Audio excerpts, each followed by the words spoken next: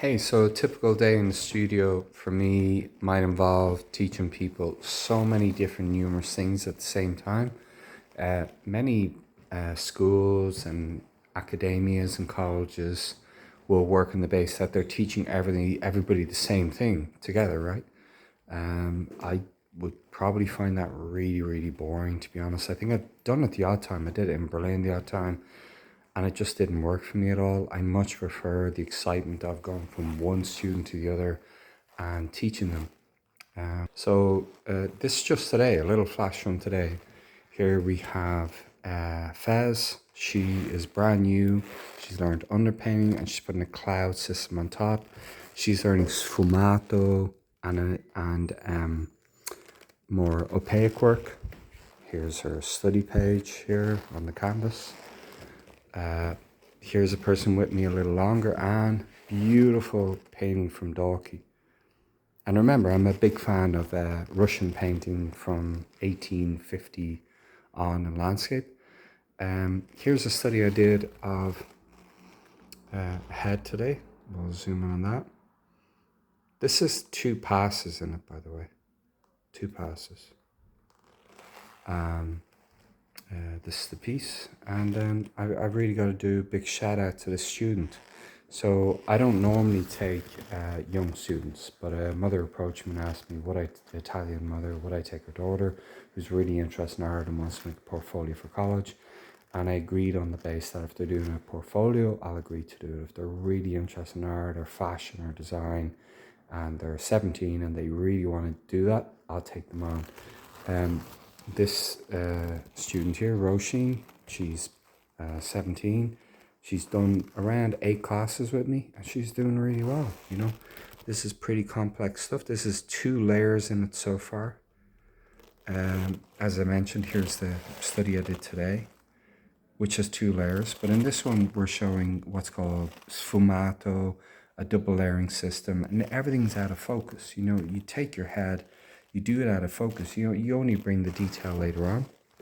Here we have Egon Schiele. So I had a client, I'll do a post about the work later on, who wanted to study Egon Schiele's line, and I'm showing them how to break down that line. Egon Schiele's line is a really unusual energy to it. You know, it's really anxiety driven, very sexual, anxiety driven, has the angst of war, I think, in it. And brilliant piece. Look at that. What a drawing. But Egon Schiele is a little trick. He starts in pencil, right? Starts in pencil first, and then he brings pit over it. Then this piece is so different. Look, there you got your Egon Schiele. And then here we have Proudhon. And I love Proudhon. I love him. He's so brilliant. I don't know. I guess I'm a bit of a romantic, so I love the lost quality of the females in this. It's not that they're lost or weak, you know, in this age we live in where I'm just not politically correct at all. I just love the romantic feeling of these women. I think they're so beautiful. We're all lost. And here's the drawing. So the drawing's done very quick, it's done around 10 minutes. But I'm showing how you build up form and line in different ways. And and how to be free when you draw. You know, it's really important to be free. Of course, you have type drawings, but you also have drawings that aren't free as well. Here's a person laying down a foundation of color, similar to how the German painter would work, Caspar David Friedrich. So you lay down your foundation of light and you leave that to dry. The darks go later, and then you have to do velatura over the painting.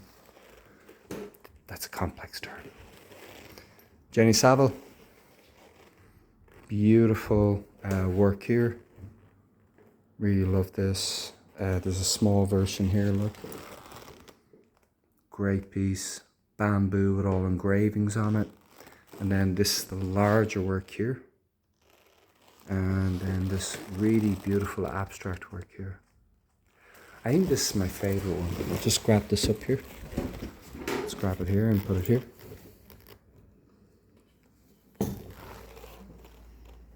I think that's my favorite one actually, by this artist. Beautiful.